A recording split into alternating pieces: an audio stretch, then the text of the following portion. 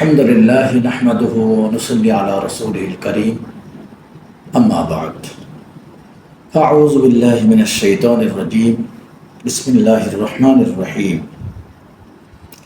يا أيها الذين آمنوا إن من أزواجكم وأولادكم عدو لكم فاحذروا وإن تعفوا وتصفحوا وتغفروا فإن الله غفور رحيم صدق الله العظيم। সম্মানিত দর্শক শ্রোতা, আপনাদের সামনে আজকে আমি যে বিষয়ে আলোচনা করব সেটা হলো ঈমানওয়ালা ব্যক্তির সন্তান সন্ততি ছেলেমেয়েদের কেমন হওয়া উচিত এবং কেমনভাবে সেই ঈমানদার গণের সন্তানকে তারা মানুষ করবে এ বিষয়ে আল্লাহ তাবারক তাআলা কোরআনে কারিমে নির্দেশনা দিয়েছে।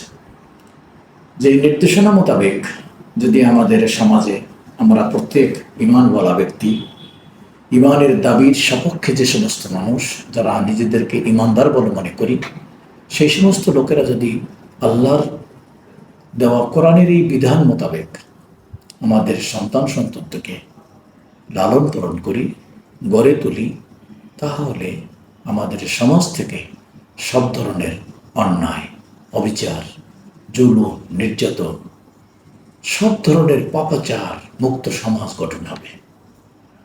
এ লক্ষ্যে আল্লাহ তাবারক তাআলার কালামে পাক থেকে সূরা তাগাবুনের 14 নম্বর আয়াত আপনাদের সামনে আমি তেলাওয়াত করেছি।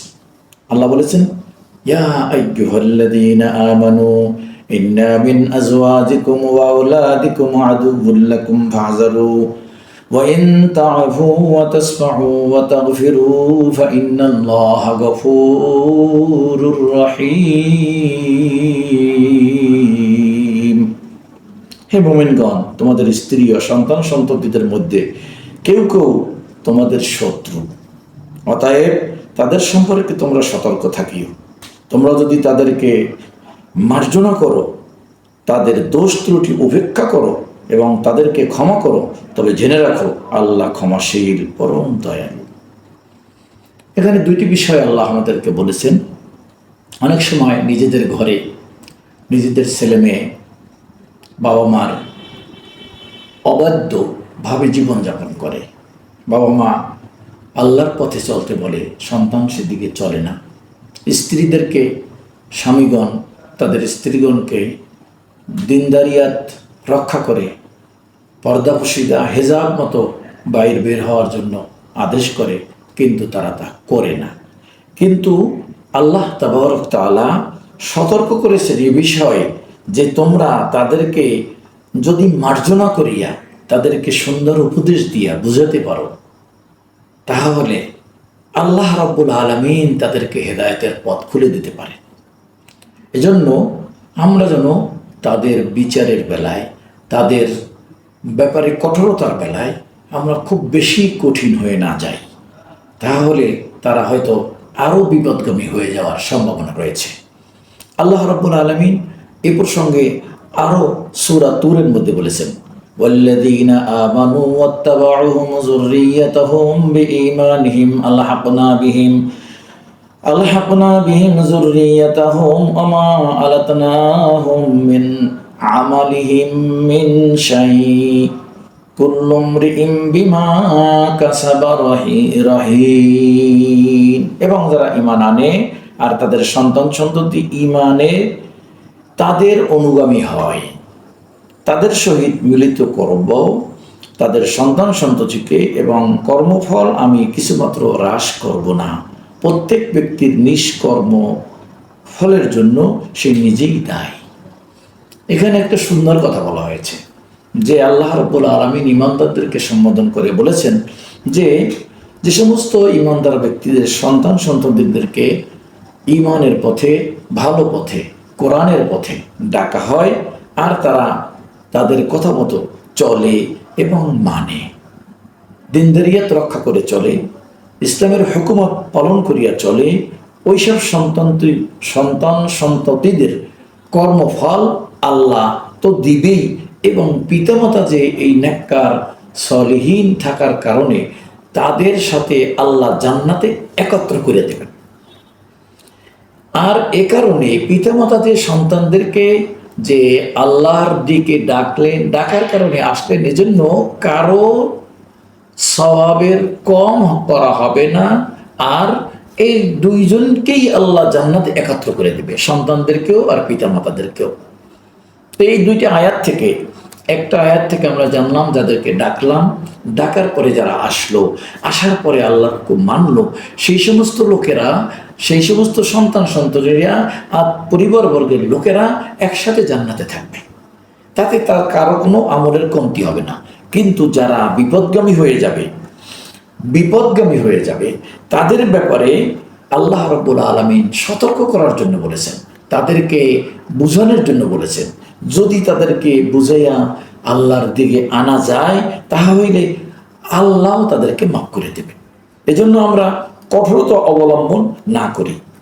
আল্লাহ তাবারক তাআলা এই দুই আয়াতে যে কথাগুলো বলেছেন এর সপক্ষে আল্লাহ আর একটা কথা বলেছেন, সেটা হলো যারা ঈমানওয়ালা লোক এই ঈমানের দাবিতে সকলকে একত্রিত করতে চায়, নিজের ছেলে মেয়ে, সন্তান সন্ততি, স্ত্রী পুত্র পরিজন, আত্মীয় স্বজন, আপাল বনতা সারা জগতের মানুষকে আল্লাহর দিকে আহ্বান করে, দ্বীনের পথে আহ্বান করে, তাদের জন্য আল্লাহ রাব্বুল আলামিন নিজেই সাহায্যকারী হয়ে যান। সুবহানাল্লাহ, সুবহানাল্লাহ।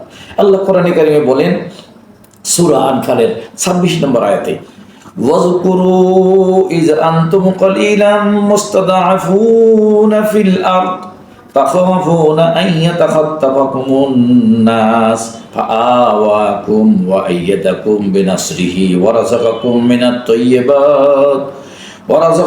من الطيبات لعلكم تشكرون।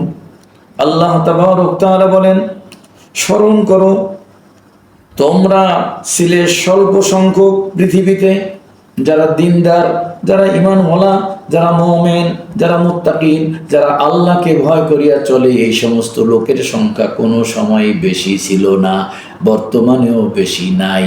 যদিও দেখতে দেখা যায় মানুষ বাংলাদেশের শতকরা 85 জন মুসলমান, কিন্তু অরিজিনালি আল্লাহওয়ালা, ঈমানওয়ালা, আল্লাহকে সঠিকভাবে মানার সংখ্যক মানুষের সংখ্যা খুবই কম।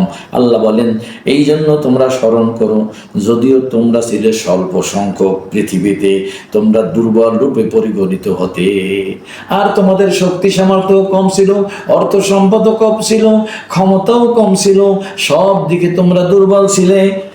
তোমরা আশঙ্কা করতে যে লোকেরা তোমাদেরকে আকর্ষণ ধরে নিয়ে যাবে। আমরা যেমন দীর্ঘ 15-16 বছর যাবৎ আমরা কোরআনের কোনো হক কথা বলতে গেলে চিন্তা করতাম, না জানি কোনো সময় পুলিশ এসে আমাকে ধরে নিয়ে যায়, জেলে নিয়ে যায়, এই চিন্তায় আমরা তটস্থ থাকতাম, ভয়ে থাকতাম। আসল সত্যি করে কথাটা, কোরআনের আসল হক দাওয়াতটা মানুষের কাছে পৌঁছাতে আমরা সাহস করতাম না।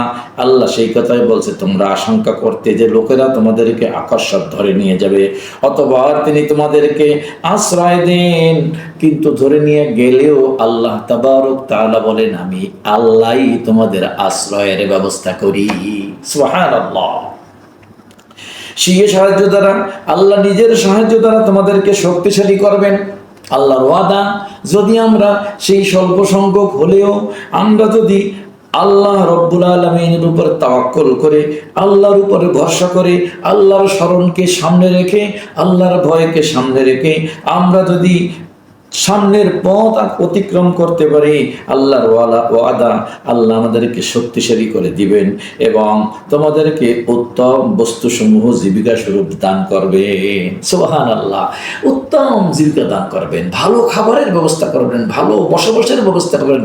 এই জীবিকা, রিজকুন মানি শব্দের অর্থ শুধু খাওয়া নয়। এই রিজকুন মানি খাওয়া, পড়া, চিকিৎসা, বাসস্থান, মানুষের মৌলিক চাহিদা সবগুলোর সমন্বয়ের নাম হলো রিজক।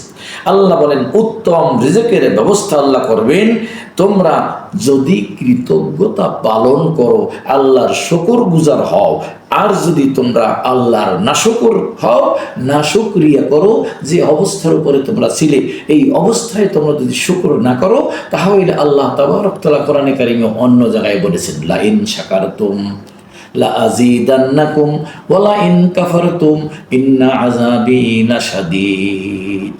যদি তোমরা আল্লাহর নিয়ামত পেয়ে শুকরগুজার হও, শুকরিয়া আদায় করো, আল্লাহর ওয়াদা আল্লাহ আরো নিয়ামত বাড়াইয়া দিবেন। আর যদি আল্লাহর শুকরগুজার বান্দা না হতে পারো, আল্লাহর দেওয়া নিয়ামতের নাশকর করো, তাহলে আল্লাহর ওয়াদা আল্লাহ তোমাদেরকে সেই নিয়ামত থেকে বঞ্চিত করে দিবেন। এবং শুধু তাই নয়, আর কিয়ামতের ময়দানে ইন্না আযাবি লাশাদীদ, আল্লাহ কঠিন আযাবের ফয়সালা করে রাখছে। তাই ভাইরা, আসুন আমরা নিজেরা আল্লাহর দ্বীনের উপরে, আল্লাহর একামতের দিনের উপরে, আল্লাহর কোরআনের উপরে, রসুলের হাদিসের উপরে ঈমানকে মজবুতির সাথে নিজেরা থাকি। নিজেদের আহলে আওলাদ, ছেলে মেয়ে, স্ত্রী, পুত্র, পরিজন সবাইকে এই পথে রাখার চেষ্টা করি। আমাদের চেষ্টায় ত্রুটি যেন না থাকে। আর তারপরেও আমরা যদি দুর্বল হই, সংখ্যায় কম হই, আমাদের যদি ক্ষমতা প্রতিপত্তি সব কিছুতে কমতিও থাকে, আল্লাহর ওয়াদা আমাদেরকে সাহায্য করবেন, উত্তম রিজিকের ফয়সালা করবেন। আর যদি নাশকরিয়া করি আল্লাহর নিয়ামতের, তাহলে আমাদেরকে আল্লাহ আমাদের দেওয়া নেয়ামত আমাদের থেকে তুলে নেবেন এবং কঠিন আযাবের দিকে নিয়ে যাবেন। তাই ভাইয়েরা, আমি আহ্বান করব সবাইকে, যে সমস্ত মানুষেরা দূরে কাছের দেশে বিদেশে বসে আমার এই ভিডিওটা দেখছেন, আমি আহ্বান করব আমরা সর্ব অবস্থায় আল্লাহর শুকরিয়া আদায় করতে পারি। সুস্থতেও শুকরিয়া, অসুস্থ হলেও শুকরিয়া, গরিবী হালতেও শুকরিয়া, ধনী হালতেও শুকরিয়া, সর্ব অবস্থায় আল্লাহর শুকরিয়া জ্ঞাপন করার আমাদেরকে সহ দুনিয়ার সকল মুসলমানদেরকে তৌফিক দান করুন।